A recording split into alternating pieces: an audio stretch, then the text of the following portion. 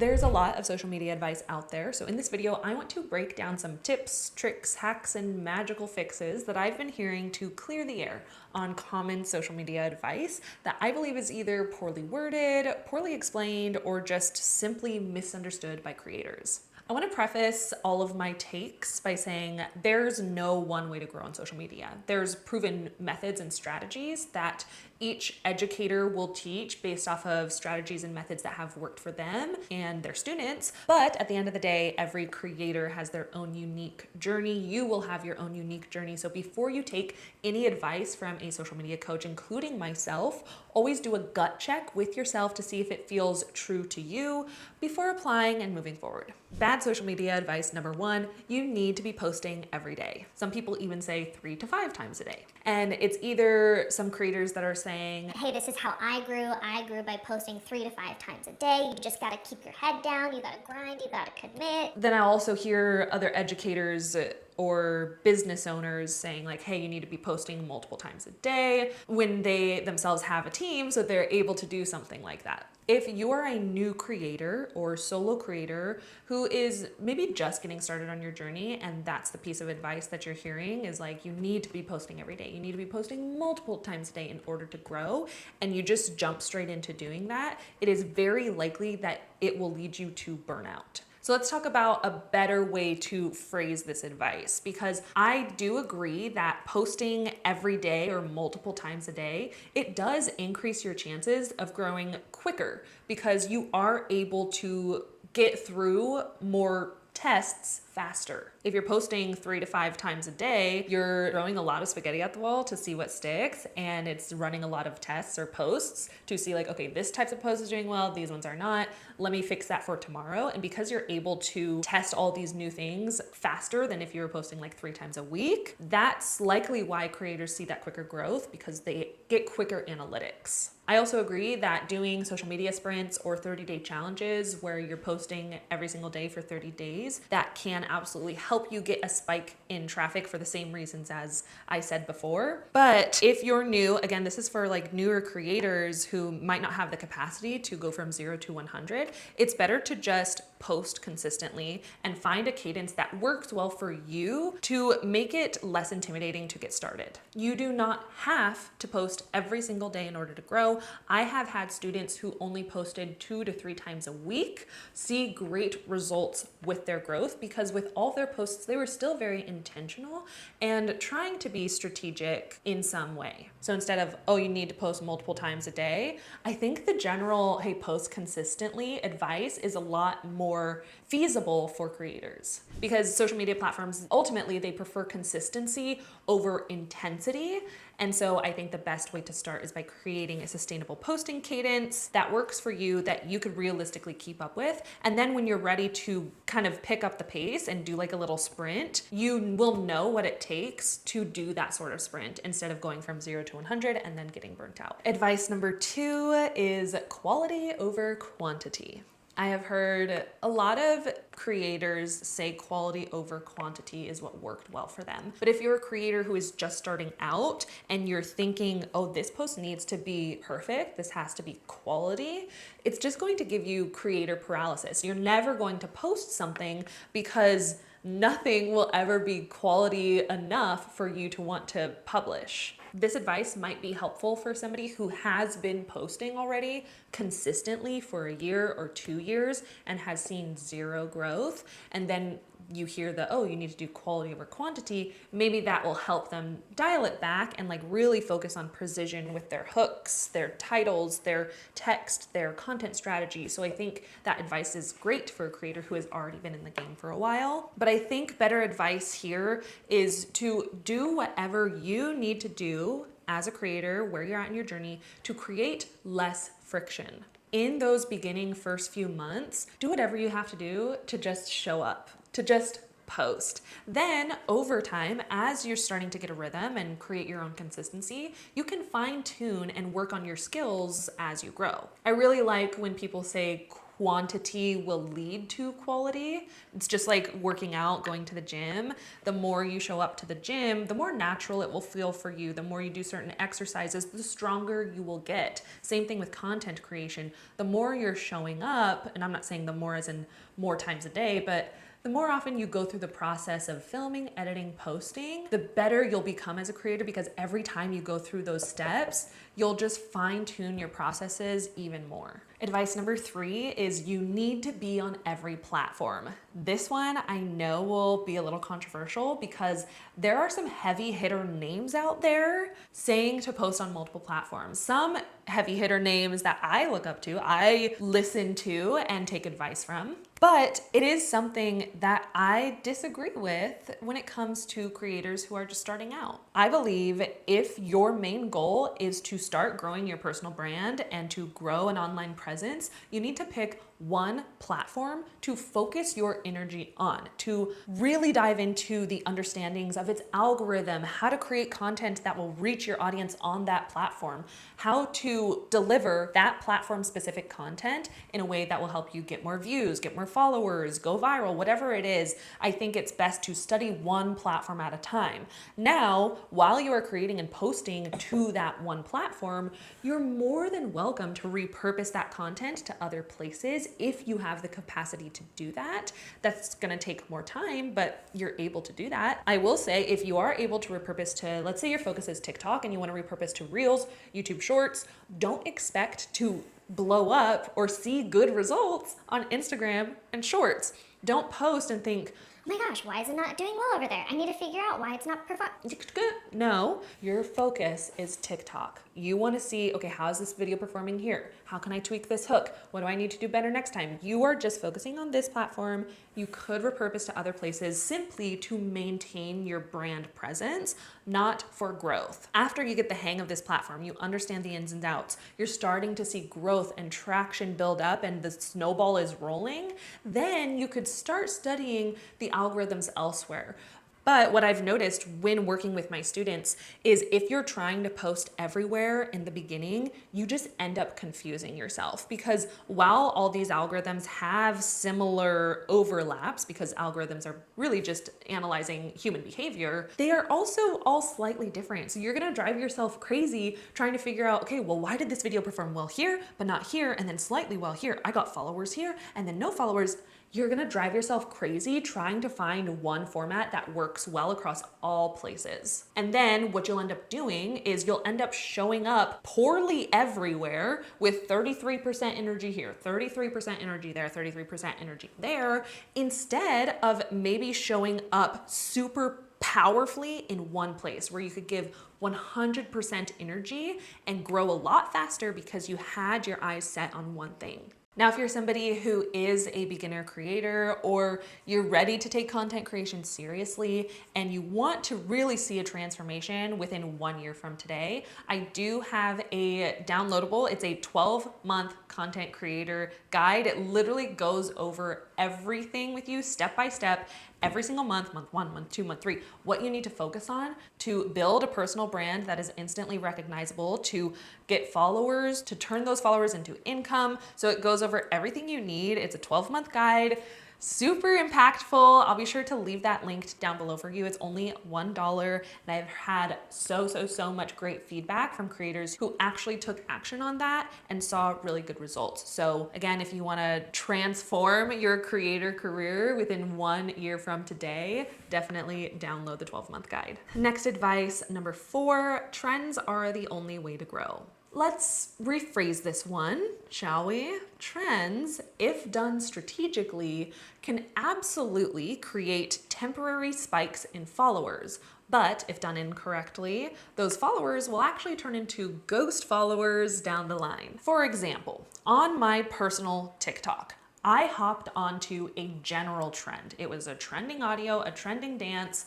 I did the little dance. That was all I did. That video blew up, went viral, and I got thousands of followers from that video. I think it was like 2,000 or 3,000 followers from that one video, which sounds great. But 2 years later, I am not seeing any engagement from those followers because the content I'm making has no correlation to the video that went viral. This video was like a Taylor Swift dancing video. So I got a lot of Swifties following me, which isn't a bad thing. We love Taylor Swift here, but I don't create any content that relates to Taylor Swift. I create more like lifestyle, coffee, mom life stuff on this personal account.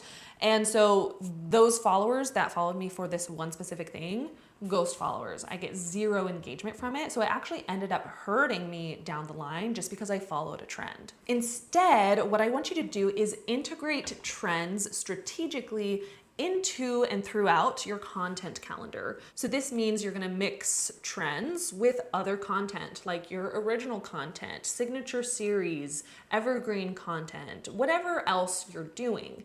And when you utilize these trends, you're gonna use them strategically and only if they align with your own personal brand, the content that you're posting about, if it aligns with the audience you're creating for. So here's an example of a trend that I hopped on because I was able to apply it to my niche and it would resonate and get that like relatability chuckle haha factor from my audience. Now this video performed well because it was a trending audio, but it didn't get millions of views. And that's okay. That wasn't the goal. The goal was to lean into a trend to hopefully get an extra spike of views, perform above my average, and then maybe it will reach a new audience that is still interested in the current content that I'm posting. Because at the end of the day, people, they don't follow trends, they follow creators. So if you're going to lean into trends, which you can, always make sure it ties back to your personal brand. Advice number 5, you have to pick a niche if you want to grow. Okay, I need you to follow me on this one because like, yes and no, I agree and I also disagree. So let me explain. And I know you're not gonna like hearing this one because it's all about talking about a niche, but I really want you to stay with me, especially if you wanna be a lifestyle creator, there's a way to do it. So identifying your niche is great. There's a reason everybody says to niche down, and it's because it works. And I do agree with this when it comes to certain things. Here's what I've noticed though, working one-on-one with the creators that I've worked with this year. The only place where you really do need to niche down, as of right now, the time of filming this, is Instagram. Instagram creates account-based embeddings and categorizes your whole account under one topic. That is how their algorithm will figure out who to push your content to. They analyze your account as a whole and they say, oh, this person generally posts about fitness or they generally post about fashion. So they'll assign your account one topic and then any videos that you create under that topic will then be pushed to people interested in that topic. That is why niching down on Instagram is so important. Now, a misconception with this whole niching down thing is a lot of people think you need to pick one topic and stick to it forever. That's not necessarily niching down. An example of a more defined niche is something like, oh man, I really want to help busy moms who are just getting started on their fitness journey be able to work out from home while balancing the rest of their mom life. That is a defined niche. You could create anything you want so long as it supports that phrase. The issue with this whole you need to have a niche in order to grow is that what I found is it actually prevents a lot of creators from even getting started. It stops them before they even get to pursue their dreams. Even if you pick a niche that you don't even like, that can hinder your creativity and over time lead you to burnout. So like, what do we do? What's the magic fix here? Here's what I recommend instead. So if you're somebody who from the jump just like knows your niche, you know what you want to do, great. You're probably fine. You could go to any platform right now and start posting and you'll be fine. But if niching down is something that does not feel true to you, there are other options, other strategies. You could lean into the audience approach. The audience approach is instead of like picking a topic, you think of one audience in mind. So let's say it's college students. I want to reach other college students. You could talk about literally anything so long as you tie the video back to talking to college students. So if you want to talk about plants, just maybe talk about the plants that are living in your dorm. If you want to talk about fashion, maybe talk about Amazon finds for college students. If you want to talk about food, talk about like some easy meals that have been really easy to make while you're living in the dorm. You know, like you could talk about anything so long as it's for that audience. Another approach, if that doesn't feel true to you, is an identity approach. The identity approach is great for lifestyle creators who are like, well, I'm multi-passionate. I want to talk about everything. great. Talk about everything. This identity approach is not, oh, I'm a lifestyle creator. I get to be messy and just post whatever the heck I want. and then be upset when it's not working. Then I go, The algorithm hates me. that's not what we're doing. Just because you're a lifestyle creator, that doesn't give you the excuse to be messy and post whatever you want and not have a strategy. You still want to be intentional, and that's why we have the identity approach. This is making sure every time you're posting your content, it is revolving around some sort of common theme or common axis.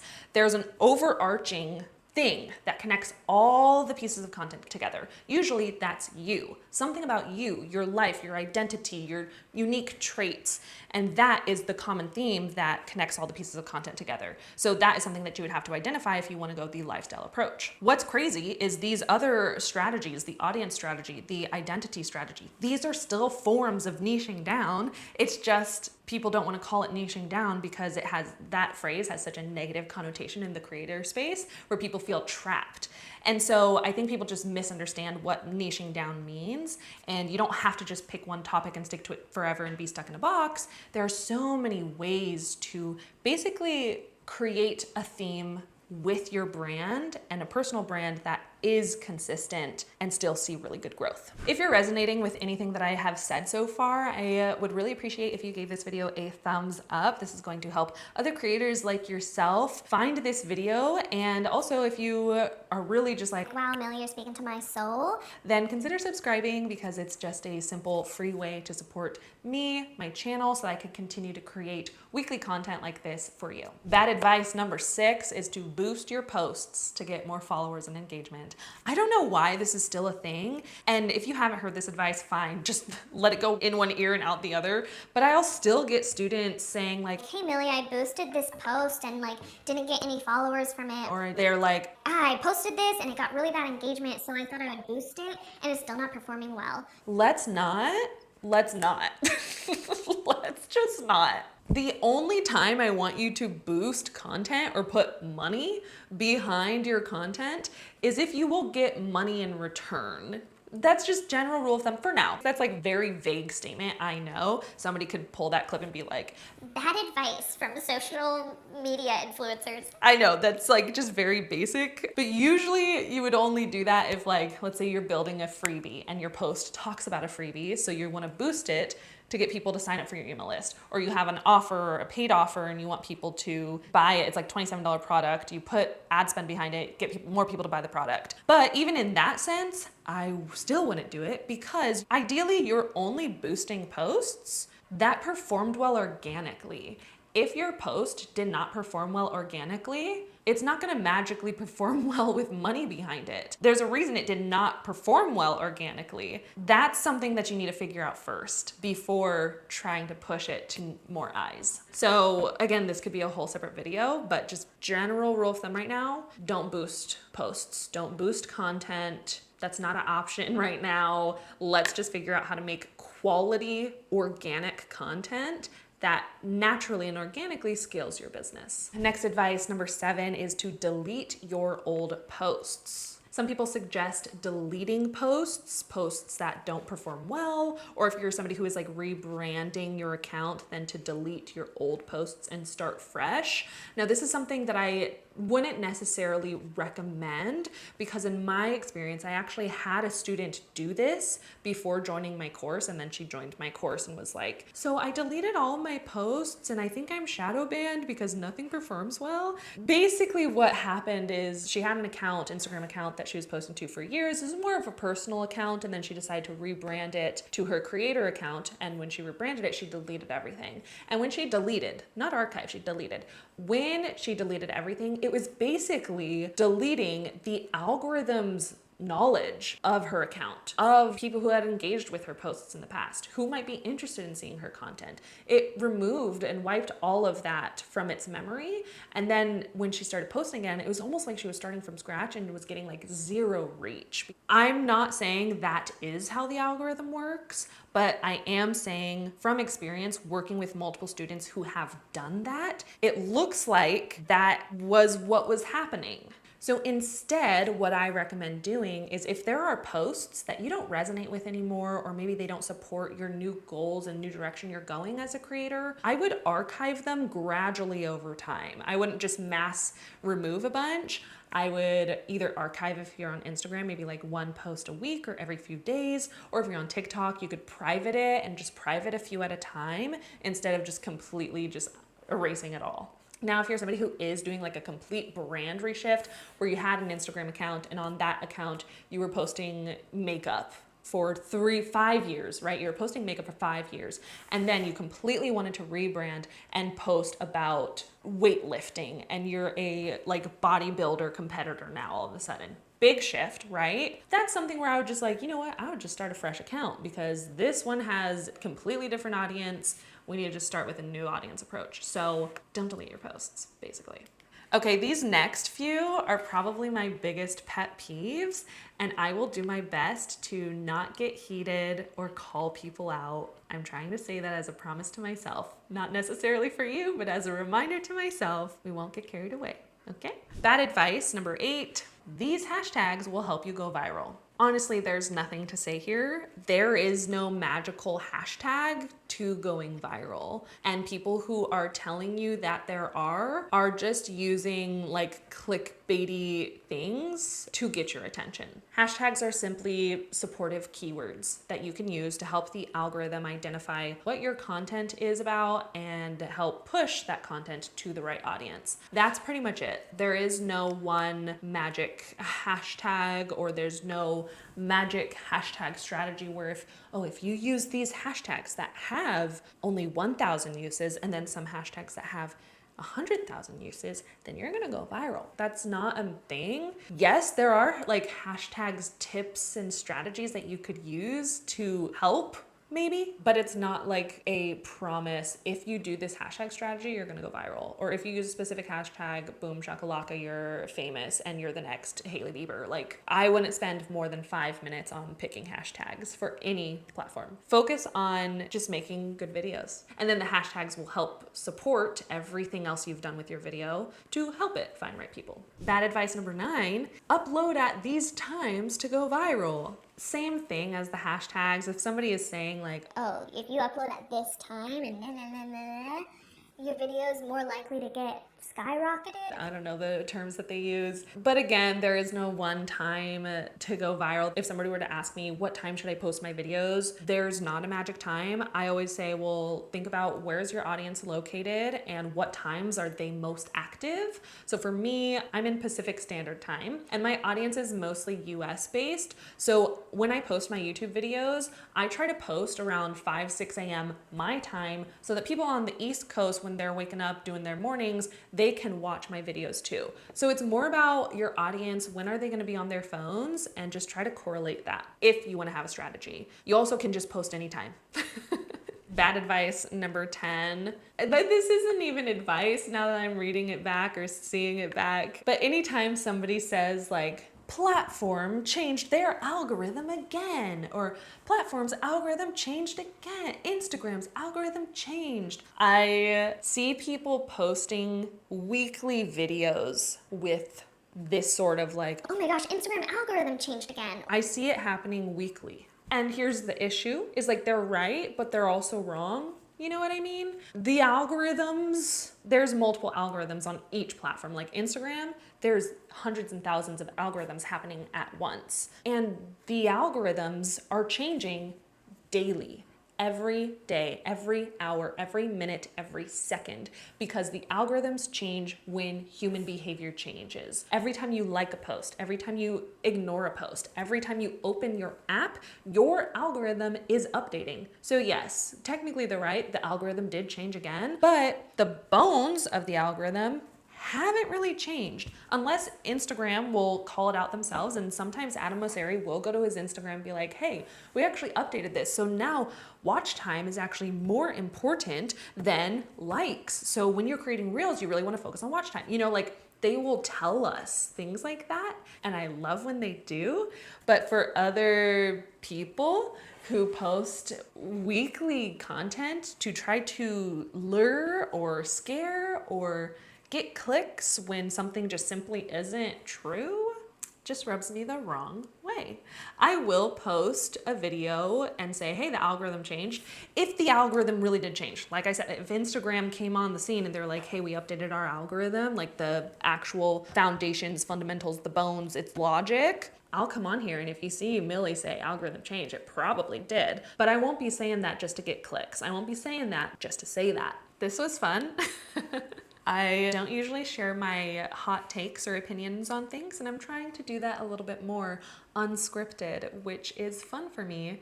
So what sort of hot takes have you heard? Let me know in the comments. Maybe I do a part 2 to this, or what takes were there that I talked about today that you agree with or even disagree with. I'm curious. Let me know down in the comments below, and I will see you next week. Thank you so much for watching. Follow your joy. Bye.